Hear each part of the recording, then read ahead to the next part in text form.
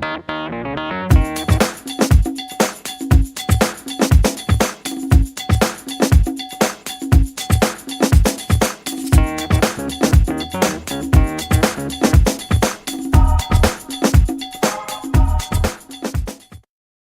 we have for everyone. We'll start ladies first on the end here. Hi again, my name is Teresa Dalla-Best. I'm the writer, director, producer of Genesis, the Black Superhero film. You saw the sneak peek of earlier today.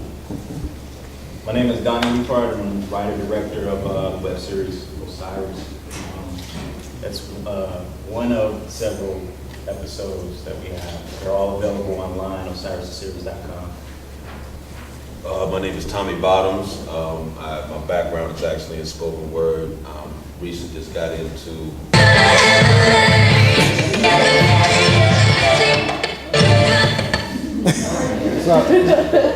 Into lip sync. You said spoken word, so yeah, my background is actually in spoken word as far as my artistic background. I got involved with the project by a good friend of mine, Malik Salam, who's the writer-director of Eternal. I'm probably the newest person in filmmaking in this, but happy to be here. Hi, my name is Bree Newsom. I'm the writer and director of Wake. And just to plug real quick, I brought some posters and DVDs if anybody's interested. Go ahead.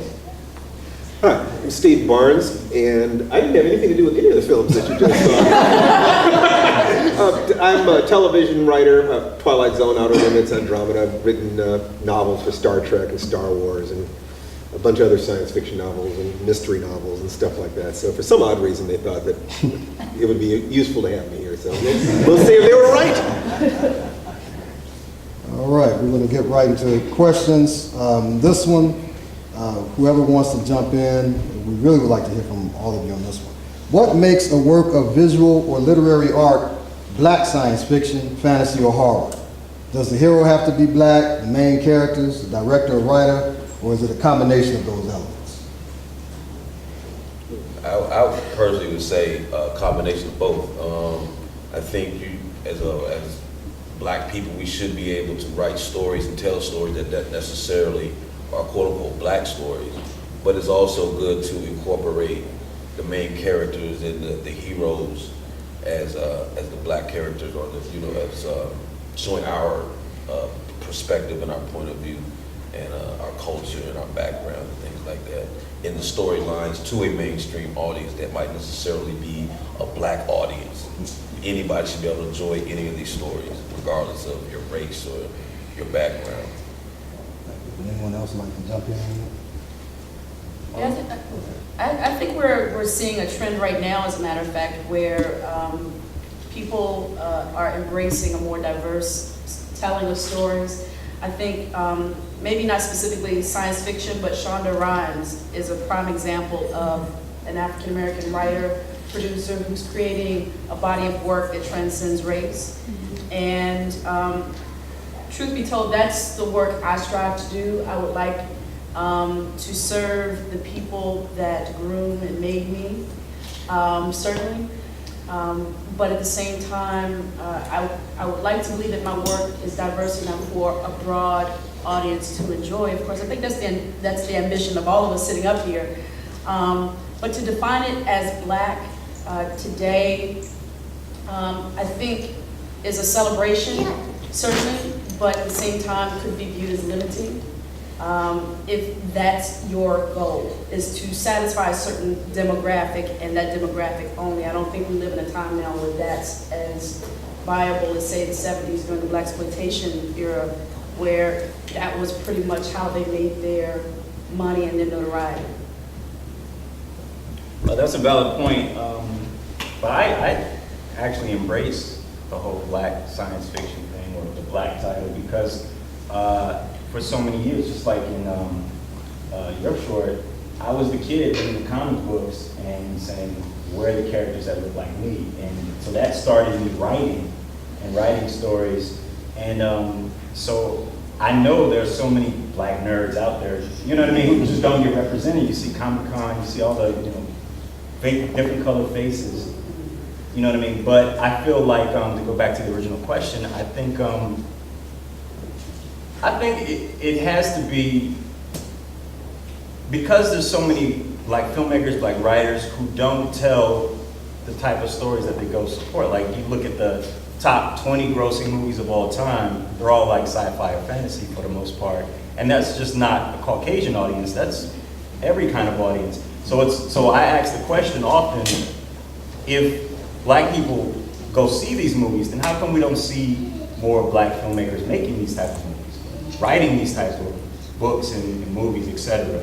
So where are they? Why aren't they support it, but they don't do it themselves? And so I feel like it should be classified as black. I think it should be more than just sprinkling a few black characters in the movie. I think a black filmmaker should put his voice out there and his perspective of the superhero movie, his or her perspective of the superhero movie or whatever, science fiction thriller or, you know, True Blood type of storyline, you know what I mean? So, and you put a new spin on it. Yes. My esteemed panelists have dealt very, very well with one half of what the question was, which is the question of what makes it black science fiction, fantasy, or horror. But the question of the definition of what science fiction, fantasy, and horror is hasn't been covered. I thought it might be useful to touch directly on that, since most of my background is as a science fiction writer, and I've had a lot of opportunity to sit in a room with some of the biggest people in the field talking about just exactly what is this stuff. To go kind of broadly, all fiction is fantasy because it didn't happen that way. But fantasy, the way we usually define fantasy, is a what-if proposition that utilizes magic of some kind to control the world and to knot the world together. So let's say vampires in a fantasy novel will exist simply because somebody says they rose from the dead, and if you drive a stake through the heart, you kill them, and you show them a cross, and so forth. So that's all fantasy. There's absolutely nothing about the universe as we understand it that relates to this. On the other hand, you can do vampire-type stories in movies like, well, the original novel, I Am Legend, that was turned into the Omega Man, and then Will Smith's movie, I Am Legend, where it's this kind of a vampire situation, but it's a disease. So they're kind of trying to relate it to biology, the way we understand it. So you could say that science fiction is a subset of fantasy that has to obey the laws of science and the phenomenological universe and physics as we understand it, but they might let you break one rule. They might say, okay, we'll let you have time travel. If time travel exists, what might happen? We'll give you faster than light travel. You don't have to explain it. But now tell us a story. Tell us a story that can only take place in a universe in which this is true. And all the other rules have to be consistent with the rules of science as we understand it. So that game of what if, it's like the three basic questions of science fiction are considered to be what if only, and if this goes on. Okay. Now horror is a different thing than that. Horror, it just talks about a type of story that is designed to create the dominant emotion of fear. So you can have science fiction horror, fantasy horror, psychological horror, any kind of thing, because what you're trying to generate is dread in the audience. Alien is science fiction horror. Night of the Living Dead is fantasy horror, kind of, sort of. Okay, and Silence of the Lambs is psychological horror. So I just wanted to kind of lay down some definitions there. My partner faded off into the. All right. How and why are black people negatively portrayed in the media? How do these images affect society? Because we don't just want, we know that we're portrayed, but how and why are we portrayed negatively? You had to go there, didn't you?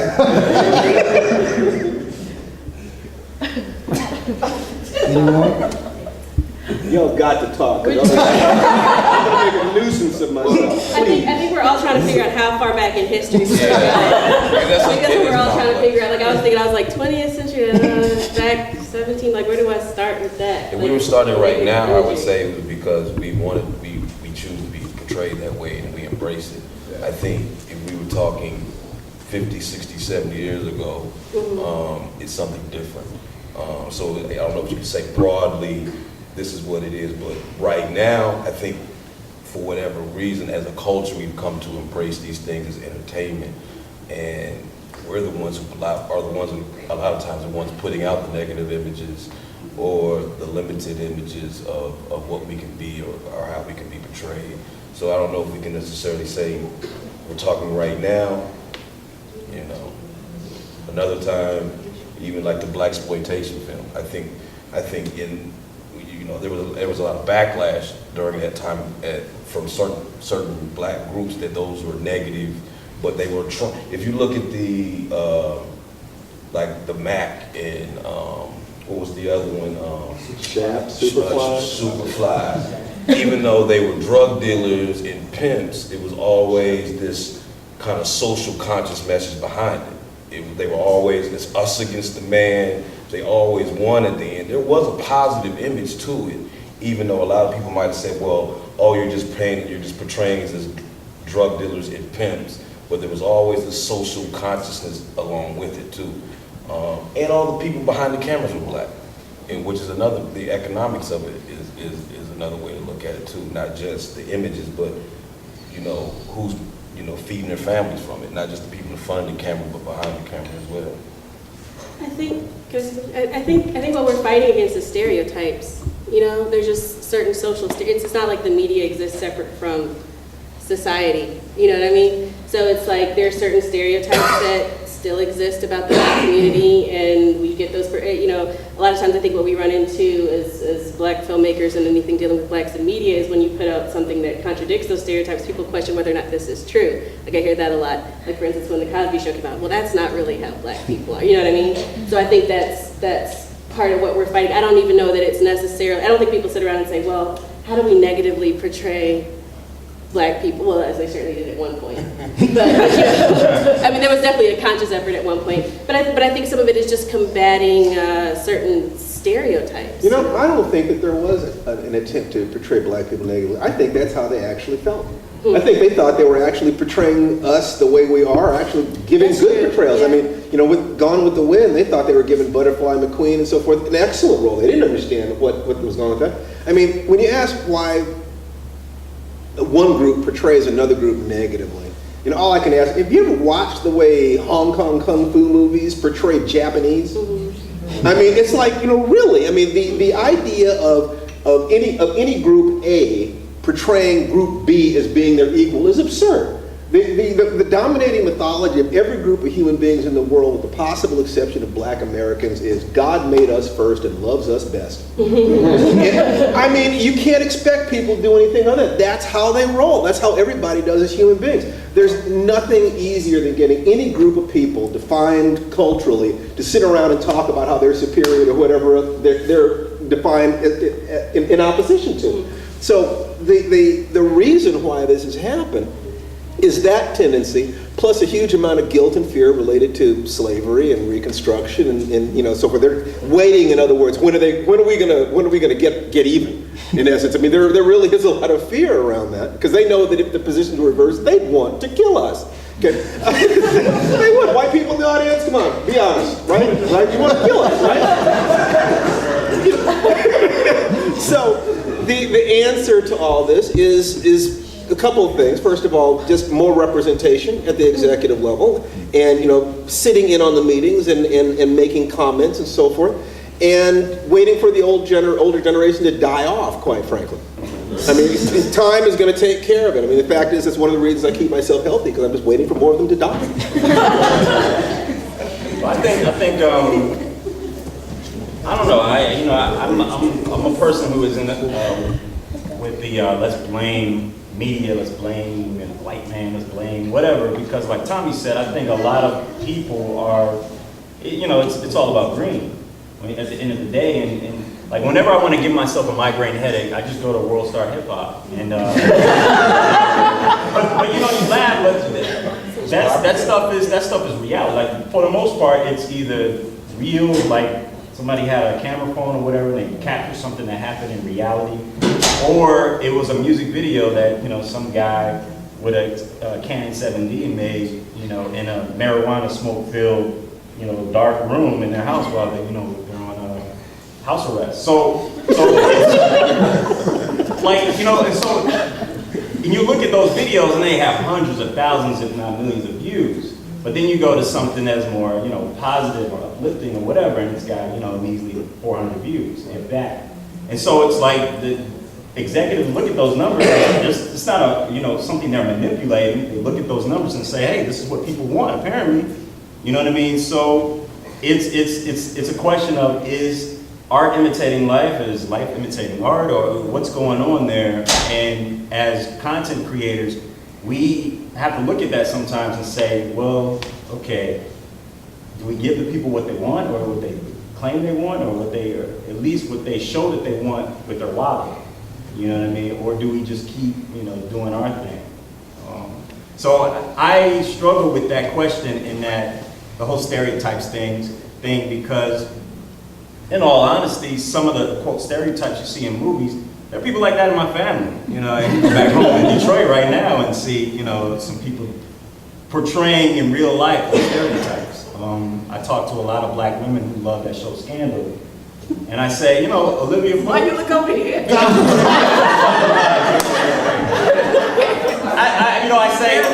I say Olivia Pope is fictitious, but that woman, you know, screaming on the bus in that video on YouTube, she's real. You know what I mean? So it's a constant struggle. Well, I would challenge it though, because Olivia Pope's not fictitious, you know, she's based on an actual. Well, I mean, just the series itself. Oh, it's okay, not a yeah. documentary or something. Oh, okay, yeah. You know, right now, with television in particular, I mean, we're seeing this trend of little to no representation on television again, which is concerning to me, especially just 3 nights ago. I remember watching, I don't know, I was kind of flipping through something, and I was thinking to myself, what happened to the time where at one point we had Cosby, Different World, Living Single? I mean, it was like at one point we had this menu of representation, and then suddenly all our hopes and dreams rest on the shoulder of Olivia Pope right now.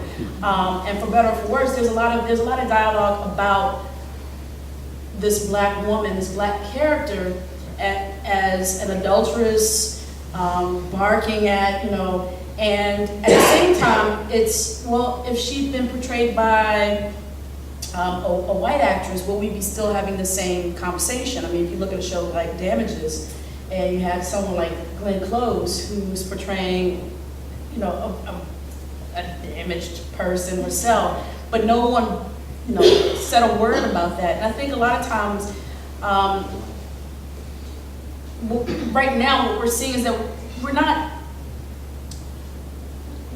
not putting our viewership, like you said, behind the quality. We're putting our viewership on user-friendly based content like YouTube and I don't even know, what's the name of it, World Star, somebody. I try to avoid it as best I can, because the few things I've seen on it, I'm just like, wow. You know, I know I've been known to quote Sweet Brown myself, but I happened to see today, as a matter of fact, she's a spokesperson for local dentistry.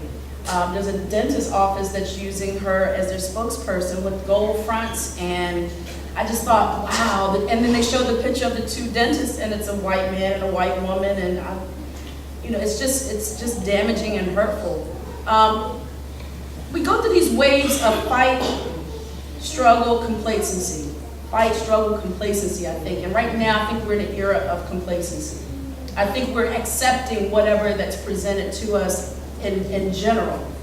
And the 1 or 2 things that are tossed our way, we either jump on it and embrace it, or jump on it and criticize it, and there's no place in between. And I think we're seeing a lot of that right now. And then you have folks that are sitting here that are just like, you know what, I'm bucking the system, I'm putting it up myself, and that's what I'm just gonna do. And I think that's where true art and true storytelling rest now anyway. I don't think we can look to the same places as commercial television and film for the answers or the images, quite frankly. However, I had some really strong things to discuss about Django, but I guess we'll get to that later. It's funny you mentioned that. Hey, I was trying to hear a question about it. I'd like to make one comment about Scandal. Sure. You know, one way I'd like to give it props, and that is that they mentioned this at the Image Awards. It's been 40 years since there was a dramatic series starring a non-white, well, starring a black woman specifically. And in the history of network television, there have only been about 4 successful dramatic hour-long series with non-white stars.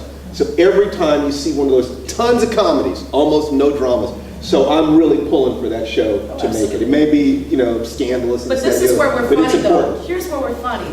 we'll get behind Scandal. I love Scandal. I'm sitting here looking at my watch. Come on. But folks are not willing to get behind Deception the same way. Right, exactly, your face. I love it. That tells me everything. It's NBC's answer, or, well, no, I take that back. I don't want to, do NBC like that. But they have a dramatic show starring Megan Good. With a better storyline. That's debatable. But what I'm saying is that I've actually seen people in social networking, and Facebook and Twitter and different things actually discuss why they would get behind Scandal with such a character as Olivia Pope as she is, and not get behind the FBI agent or the police agent that is depicted in Deception. And, well, Scandal it was first. And Scandal was, and it's this idea that you can't support both, that you have to pick a camp. You're sitting here like doing amen for those hands. Okay, I mean, if you don't mind me kind of tossing it to them, I mean, what's your take on it? We want to go ahead and get a question, then we'll get it out. Okay, my bad then. All right. Well, I mean, that's the thing though.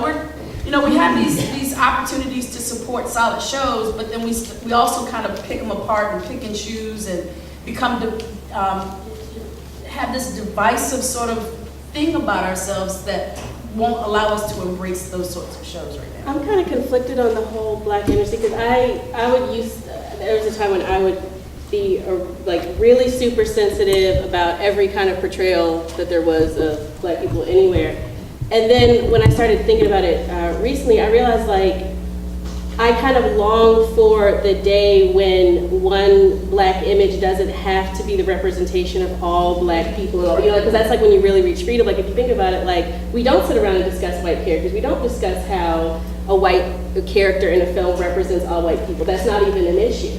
It's just not even something that comes up, and that's just the difference between white privilege and what we deal with. So it's kind of like, on the one hand, I am really sensitive about the way that Black people are portrayed, but on the other hand, I really long for a day where a Black character doesn't have to be perfect, that they can have flaws, like that Olivia Pope can be this three-dimensional, flawed human being, and it doesn't have to reflect negatively on me as a Black woman, I guess, Okay, we have, our next question kind of segues into the Django statement that you made earlier. Okay, Django Unchained has created a stir in the movie industry. What effect do you think it will have on the future of Black film, if any at all? Well, go ahead.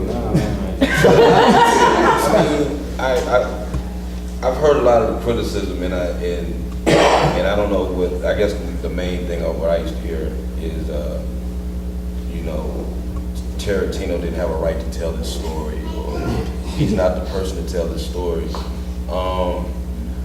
I think he's a creative person. He's a writer, and I feel as people who create content, if you think you can tell the story better, then just tell the story. You don't tell this man he can't do what he does. A lot of people were offended by the language. I don't see how you can be offended by the word, the word nigger. If it has this hold on us 200 years later, then why not portray it from when the time period it came out? You can't say N-word during the slavery times. It would not make sense, you know what I mean?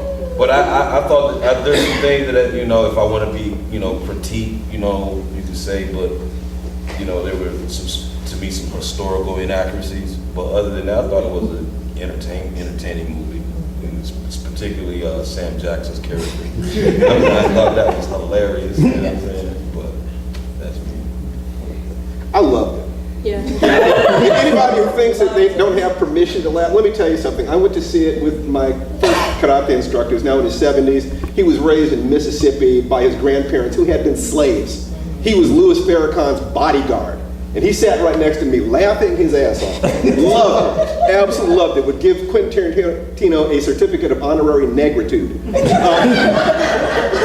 What I want to say is, yeah, it's going to make a difference. It's going to do it in several different ways. I do business with Reggie Hudlin, and Reggie and I, we were talking about who produced Django, And he said there are maybe 5 directors in the world who could have made that movie, and 4 of them didn't want to do it.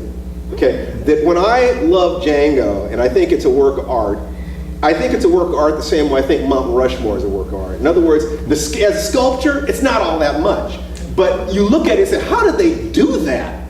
How did they get that thing made? When you look at something like Django, you hear of a movie that cost $100 million that is now making like $300 million, heading toward $400 million worldwide.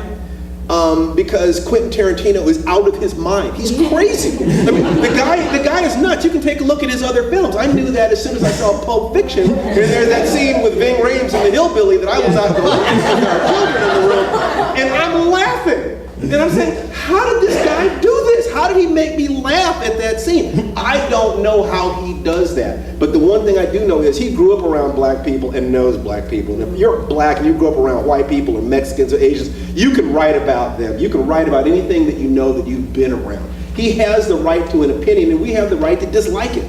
If, slap it down. But the fact is, an artist has the right to represent reality.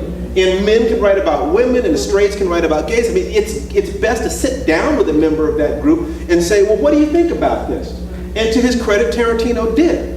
Whether it's with Reggie Hudlin or Jamie Foxx or Kerry Washington or Sam Jackson, these things happen. It is the job of an artist to represent reality from their point of view. So can the movie be criticized? Oh, absolutely. I mean, I could give you chapter and verse on all the flaws and things could be done better and so forth. But it's a minor miracle that the thing got made. And it's going to make a difference because he gave jobs to a lot of people. He's raised the worldwide profile of Kerry Washington and Jamie Foxx. He's proven that movies with black stars, even though it's a Quentin Tarantino film, can make that kind of money overseas. And that's the only thing that people in Hollywood care about. Can I crunch the numbers and show where the dollar is?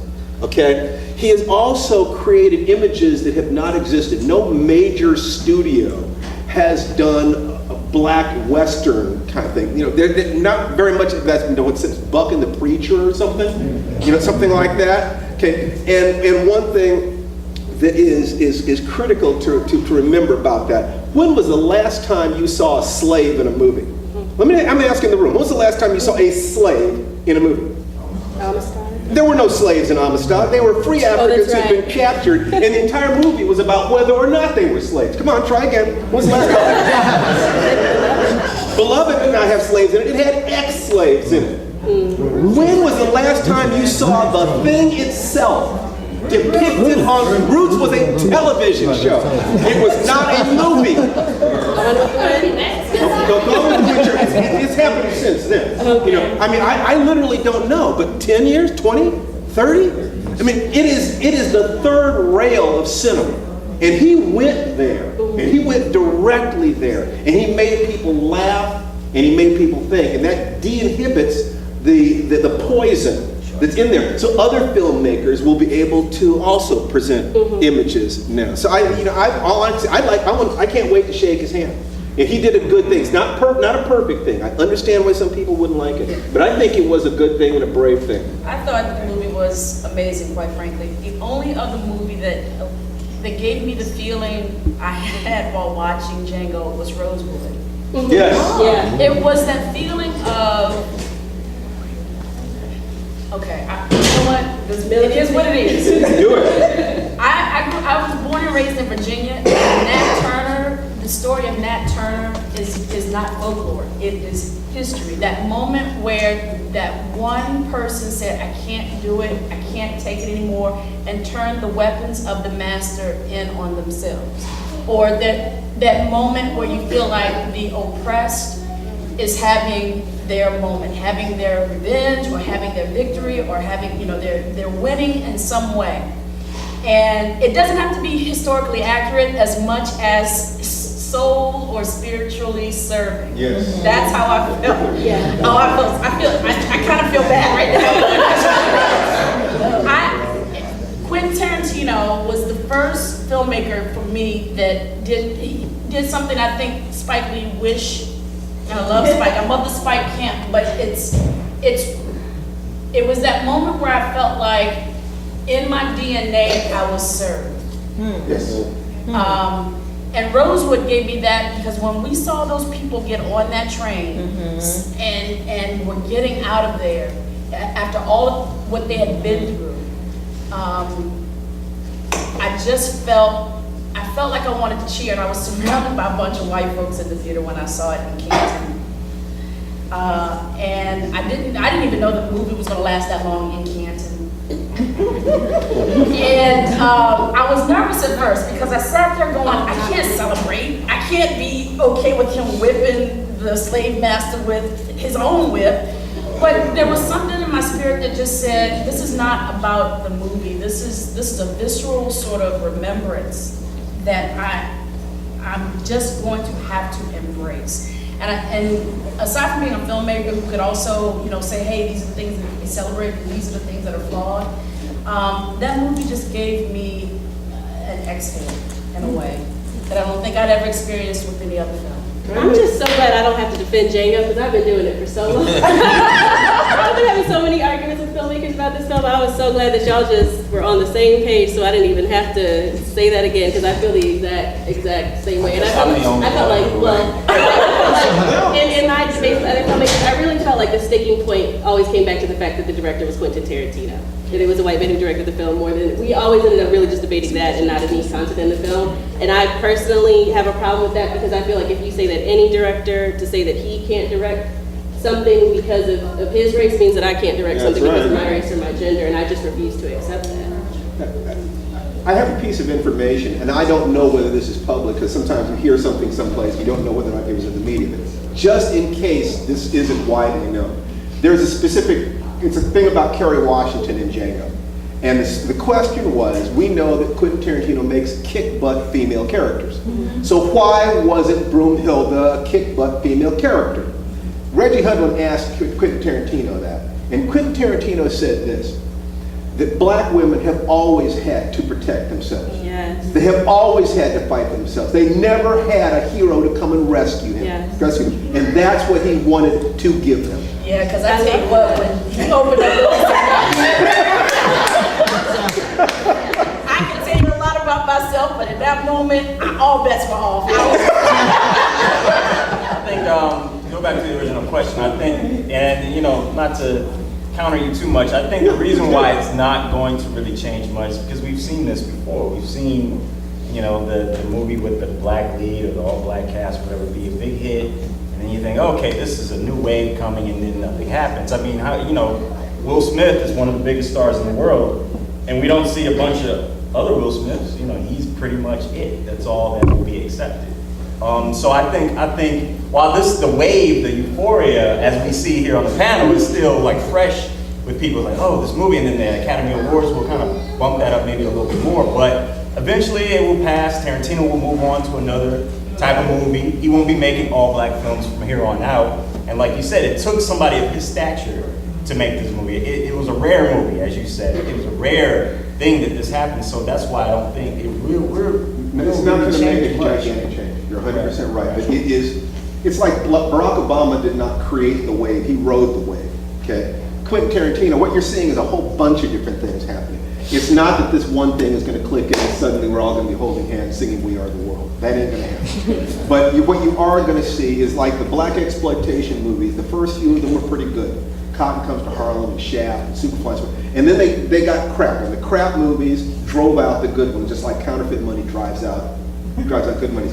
But even though those black stars did not keep going, there were black people who worked behind the camera and got experience in writing, and those stars did small roles in other movies, and they set the ground for the next generation. We're no more than one generation away from the kind of change. I've lived long enough to have seen so much change in that sense that I can see the points. I can see a whole bunch of different things that are happening. If you want to change, you guys are the ones that are in the position to make that change. The hope that you're looking for is right here. It's not Tarantino or somebody else. It's you guys or nobody at all. I think that's a great... dictate also in terms of creativity? I mean, the fact that we have the internet, we have the tools for which to promote our movies with social media. I mean, does that not contribute even to our viewing habits, quite frankly? Because I think a lot of people saying that we were moving away from movies, from TV stations or shows because we didn't see what we want to see. So now we're going online and looking at some of these things. I think Excuse me a pointed- moment, oh, I'm sorry. before you answer, I'm so sorry, but we're going to have to wrap up. We are over time. So how about I give everyone one last chance to answer and then a big round of applause for everyone, and maybe we can continue the conversations out in the hallway. I hate to shut it down, but you guys have shut down the joint. Congratulations. So I'm sorry, if everyone would like to take a shot at the one last question? Well, I was just gonna say, just to really kind of put those 2 points you made as far as, for Hollywood or for corporations to make that change, like you said, everything is a bottom dollar.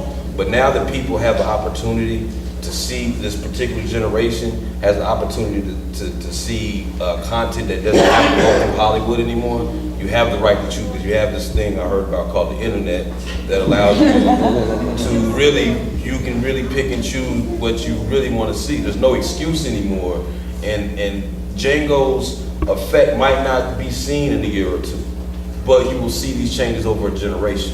And I think that sometimes we want to see immediate changes, we have to start thinking in 20 and 25 years down the line what it'll look like. And like you said, we're a generation away from that, because you can only have so much negativity or poison that people will consume, and eventually they will reject it and they'll look for something else.